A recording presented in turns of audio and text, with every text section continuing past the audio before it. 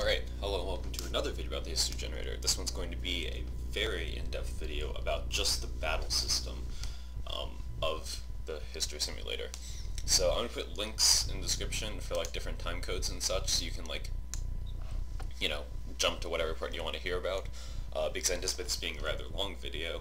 But I'm also just going to be talking over the simulation while it's running, so it's just a video of me just talking for like 10 or 20 minutes or however long this ends up being, over like a black background or something. So first, we'll begin with the biggest topic, soldiers. Obviously, they're very important to battles. Each soldier belongs to a unit, which we'll talk about later, but each soldier has a name, which is just their, not like each person has a name, but each, soldier type has a name. So, this type is EUGL, and this is G'day. And they have a name, health, strength, 2 weapons, but they only use 2 weapons if they're a ranged unit, and the second weapon is their, melee weapon. If they're a melee unit, then they just use the melee weapon the whole time. And then if they have the second one, they don't use it. I plan to incorporate that in later as weapons will break during battle, and then they'll switch to their secondary weapon. And sometimes they just won't have a secondary weapon if they're, too cheap of units or something. But right now, just always have 2, and they only use the first one. They have a type of armor. They have a discipline, they have a fatigue, and they have an amount of ammunition. So to determine which soldier they're going to attack, they just choose a random soldier, but only from the unit that their unit is targeting. So each unit will target just one unit, and the soldiers choose some random soldier from that unit. Let's see. Right. Reloading. All weapons that soldiers use have a cooldown. We'll talk more about weapons in the research and technology video, but right now, weapons have a cooldown, and for melee weapons, this is how quickly they can stab or slash or whatever, and for ranged weapons, this is how quickly they can shoot, obviously. The exact formula is as follows. The reload counter increases every step by half of the square root of the discipline of the unit, plus a random number, which is either 0 or 1 plus 1. The random number is just so there's a little bit of variation, so everything doesn't reload at exactly the same time, because that would be kind of weird. So I just don't really want to deal with that, or I don't want it to look too uniform, because too uniform doesn't look realistic. So you have sort of volleys, but also they're a little spread out, which is more realistic. The line that you see coming out of the soldier shows their weapons range. So for example, these people have really long weapons, so they can stab from really far away. Okay, now each soldier is either a melee unit or a ranged unit, or rather it's in melee mode or in ranged mode, because ranged units can't go into melee mode.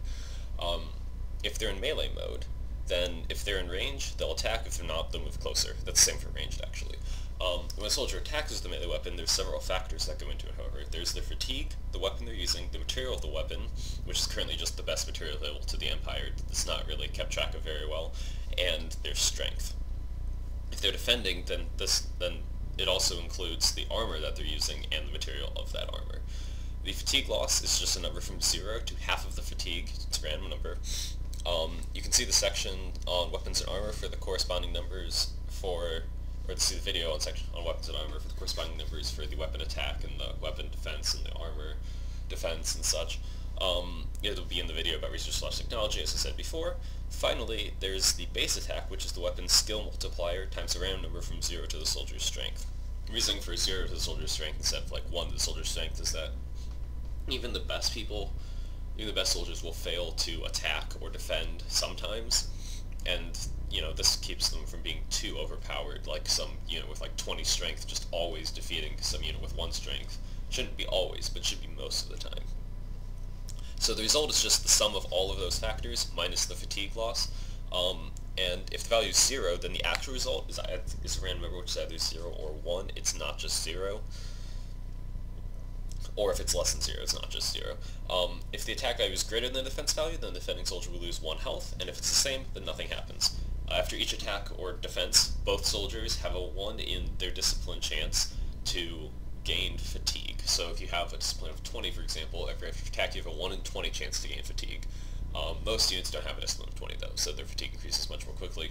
This is also to stop super powerful units from just being able to just completely destroy one enemy, to be like one dude just being able to destroy an entire enemy army, which used to happen back in the day. If you have been following this a long time, you probably know that. Because you used to be able to have one soldier who had like 40 strength or something, just kind of destroy the entire enemy army, which was not really too fun to watch because he was pretty much invincible. But now they get weaker with time, so it's better. However, if the unit or the soldier is a ranged soldier, once again, if they're in range, they'll shoot, and if they're not, they'll move. And you can see the projectile section for more details on how projectiles exactly work. But for right now, what they do is they calculate the position of their target soldier exactly in the future, assuming that they don't change direction or anything, obviously, because they can't account for that. Then they shoot the projectile, they lose some ammunition, and when the soldier is hit by a projectile, though, they use their ranged defense, not their melee defense. The only difference is the weapon defense doesn't count, because, like, generally speaking, it's very difficult to, like, cut an arrow or, like, a crossbow bullet out of the air, and if somebody's, like, throwing, like, a sling stone at you, you're never gonna, like, poke that out of the air, you know, with, like, a spear or something, so I figured that should just not count. But the strength of the range attack depends on all the same things as the melee attack, except it's halved at the end, because of different ways in which range damage is handled, because I don't want range weapons to be too powerful. Moving on to projectiles. So each projectile has a speed, a radius, and a strength. The radius is the same for all projectiles at the moment, but I plan on changing that later so that things like javelins, for example, are bigger than things like crossbow bolts, you know, because they are in real life. However, in order to make the simulation run faster, projectiles have a range of time in which they can't do damage. The first part of this range is half of the anticipated time it takes to get to the target, and the second part is twice the anticipated time it takes to get to the target. For example, if it should take 10 seconds to get to the target based on the current direction and speed, and then for the first 5 seconds that the projectile flies, it just won't check collisions, and for the last 20 seconds and past, it just won't check collisions. And that's just to make it run faster, because there's no need to check, because it's highly unlikely that they would be twice as far away as you anticipated, or half as far away as you anticipated. And honestly, then we're just getting rid of it altogether and just saying they should hit at this exact moment, because it's only targeting one unit anyway. So, yeah, that's the thing. Projectiles only target one soldier. So even if they intersect with another soldier, they don't actually hit them. So you can see here there's some projectiles flying through here, even though there's a very thick clump of soldiers. That's because projectiles only target one soldier at a time, so if it misses the soldier that targets, it just doesn't hit anything. This is to make it run much faster. It's kind of unfortunate, but it's way too slow to check collisions with every single unit on the screen at the same time, because that was just thousands or hundreds of collision checks per step per projectile, and if there's 20 or even 100 projectiles or even more on the screen, that's just not practical. So when a projectile hits a soldier, the damage done is equal to the projectile's strength, but it's reduced by the defense of the soldier that it hits, which is calculated using the range defense, like I mentioned above, which is just the same, just without the weapons defense. The defending soldier's fatigue will increase, but not the attacking soldier, because they're trying to dodge or whatever out of the way, but the attacking soldier nothing happens when the projectile hits them. That only happens when the projectile is launched. Moving on to units. So I might have accidentally used unit during this video when I meant soldier, but I actually meant to say unit because they're different. Units are like containers for soldiers. So each unit has a speed, a number of soldiers, and a certain arrangement of their ranks, and that's pretty much it. And what I mean by certain arrangement of their ranks is, for example, these people are 8 by 4. So they try to maintain that 8 by 4 structure, and you can see they all do that, because they all sort of the same structure. Obviously when they lose units, they have to, adapt, but that's what you see happening here. So this one is thicker than this one because this one lost units, The main function of units is to provide targeting for the soldiers and keep them moving in the nice ranks rather than becoming a blob like they used to. The targeting is by default, so when the unit spawns, it's just the unit closest to them. Then randomly, they will switch targets again to the unit closest to them. This is because while maybe at the beginning of the thing, there's some ranged unit far away that was the closest unit, and that's what they were shooting at, or that's what they were going to go attack. But now there's some melee unit charging at them with swords or whatever, and obviously they should focus on that instead. And the reason I don't do it every step is because then the simulation runs too slowly. And I find that you really can't tell the difference between this random switching and the just switching every step, because it looks pretty much the same, except maybe it looks even a little bit more realistic because not every unit would switch at the same time. Speaking of switching, ranged units switching to melee attacks. That happens in two circumstances. One, the unit is out of ammunition. Obviously, they won't keep using their ranged weapons when they have no more, ammunition for their ranged weapons, because that'd be pointless. So they switch to their melee weapons. The other thing is when the enemy units enter the close combat range. This is 50 distances. Doesn't matter what the number is, really. I just figured I'd mention it. But when the unit gets too close, you'll see the ranged units start to pull out their melee weapons, like as you'll probably see here. See, he'll whip out his melee weapon, they get those melee weapons, and they get out some of them, but not all of them, because they're not all inside of that close combat range. And once they all have it out, they'll charge forwards and they'll engage the enemy unit in melee. This is because you won't, if somebody's in front of you trying to stab you, you won't just pull out your bow or something and just keep trying to shoot them while they're stabbing you, because you can't do that. So you would pull out your dagger or your mace or whatever you happen to carry with you and fight with that instead. And moving on to battles. There's only one control. It's the battle speed. So I can move this up, and you can see it starts to slow down because now there's 200 milliseconds between each step, or I can move this closer, and you see it starts to speed up. However, I'm going to put it back to 30. However, if you decrease it, sometimes in battles, it won't actually speed up the battle, because the battle is already running as fast as it can. It takes more than 1 millisecond to calculate the step often, so it won't actually run at 1 millisecond, it'll run at 5 milliseconds, or sometimes it'll run even more slowly than 30, although I try to keep that down by limiting the battle size. Battles are always between two armies, each from a different nation, and they always continue until the entirety of one side is killed, so you never have people run away from battle, which isn't realistic, but it's easy. Also, each battle always takes place in the cities, and there are no battles in the field, which isn't entirely realistic. It is easier, and also, I'm pretty sure most battles in the ancient world actually happened at sieges or at cities anyway, so I'm not too bothered by it because it's mostly realistic, I think. I do plan to add fortifications to the defending side, speaking of which the defending side is always the bottom half, the attack side is always the top half. The only thing is, I haven't done that yet, so right now it's just kind of like they're fighting in an open field, which is not really accurate, because some of these cities have, this city has 6,000 people, I'm sure they could build some walls or something, But what are you going to do?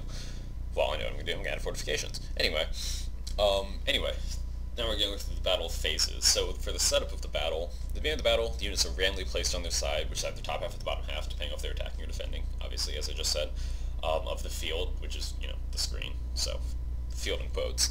Number of troops placed depends on the battle size. Right now it's set to 350. You can change that if you want. You just go into the battle file. Here, I will show you. So you go to the battle file, scroll up to the top. This is the battle size. You can change that number and then just run it, and it'll work. So this doesn't mean that each side gets 350 troops, or that the total battle only has 350 troops. Instead, this is to ensure the proportionality of the attacking armies is maintained. So rather than, let's say some army has 350 troops and some army has 10,000 troops. Obviously the army with 10,000 troops should have more out on the field at once, because that should represent how much they outnumber the other people.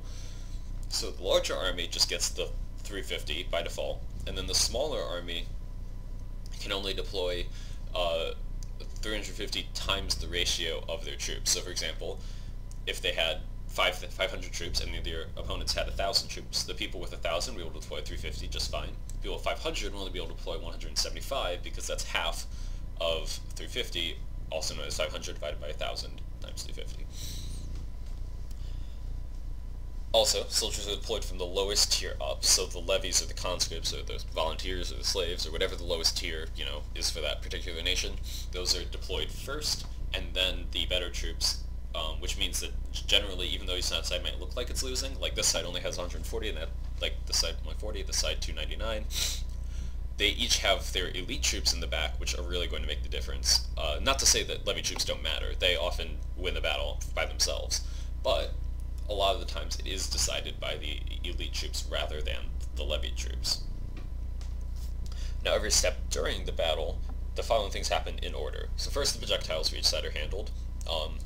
And it's the attacking side, then the defending side for the order on the exact order on this, by the way. The units, and therefore the soldiers in each unit, are for each side are handled, which includes things like movement, attacking, targeting, and all that. And then finally, the game checks that there should be, or not finally, but the game checks that there should be more reinforcements added to the battle for either side. So this is if the troops have died and they still have more reinforcements, but they're not on the field yet. If there should be more reinforcements, then it adds them. If there shouldn't be, then it obviously doesn't. When the battle ends, well, first, if all soldiers on one side are dead, then the battle ends. So when the battle ends, if the attackers won, they incorporate the city into their empire, and they send back the levied troops from their army to the city that they were levied from. Discuss this more when we talk about cities, and when we talk about nations, and when we talk about moving armies and such, but for now, that's all you're going to hear. If the defenders won, then the levies from their city simply return to the city that they were from, and then it's just kind of over. So that's pretty much how battles work. Hopefully that was not too incoherent. I feel like it was a little incoherent, but, you'll probably get over it. So now I'm going to talk about a couple other topics. So stats. The simulation keeps track of stats for each battle, each troop type, and each weapon. Stats will be used in the future by the AI to make decisions on which weapons they want their soldiers to wield. So for example, if they notice that soldiers with spears do really well, then they'll be more likely to re-equip one of the units with spears, because, that makes sense. At the moment I haven't implemented that yet, but I do have the stats tracking to make sure that that happens, or could happen in the future. So, for battles, the stats keep track of the number of troops they brought, the number of troops they killed, the number of projectiles launched by that side, the number of projectiles that hit from that side, and the number of melee attacks that they won. For troop types, the battle stats don't really matter. It's just so you can see it like here. Like you can see the stats. Attacks won, projectiles hit, troops killed, troops lost, whatever. For troop types, it is the number of melee attacks made, the number of melee attacks won, the number of enemies killed. I'll show you. The number of enemies killed, the number of soldiers that died, and the number of projectiles that launched, and the number of projectiles that hit. For weapons, it's just the attacks made, the attacks won, and the number of soldiers killed. However, for weapons, as they can be either ranged or melee, the attacks can refer to either ranged or melee attacks. So really, it contains pretty much the amount of information as the troop type information does. Let's see, what else? Oh, finally, optimization. So, you may have noticed I talked a lot about making the thing run faster, and it still doesn't run that fast. Yeah, if you have any ideas about that, or if you want to actually contribute to the code, you can go to the GitHub page and you can do that, and I would be very grateful if you wanted to do that. If you don't, obviously, don't. But I would very much like to make the battles run faster. So I'm just going to demonstrate the stats for you really quick, and then we'll be done with this video. So if you go into the nation screen and whatever, and you click on the army, you can see that this is one of the types of units. They're not ranged, they have strength of 2, health of 1, discipline of 2, they're ranged in 13 by 4. They have these upgrades, and they have these stats. So this is with this current armament, select it, because units will be periodically just randomly rearmed, so they can see what using different weapons is like, but these people have only armed with a staff, and wood armor. So they've won 8,161 attacks, and they've made 16,344 attacks, so they've won about half of the attacks that they've made. They've killed 4,200 and died 3,400 times. So this seems to be a pretty effective unit. If we click one of the upgrades, we can see a similar screen, but for a better unit. So this unit has a strength of 3, health of 2, discipline of 2, instrument 4 by 4, and you see the same stats. I'm going to talk more about units and stuff, and the troop types and all that later, so I'm not going to talk too much about it in this video, and yeah, that's it. Thanks for watching. Hope you were entertained.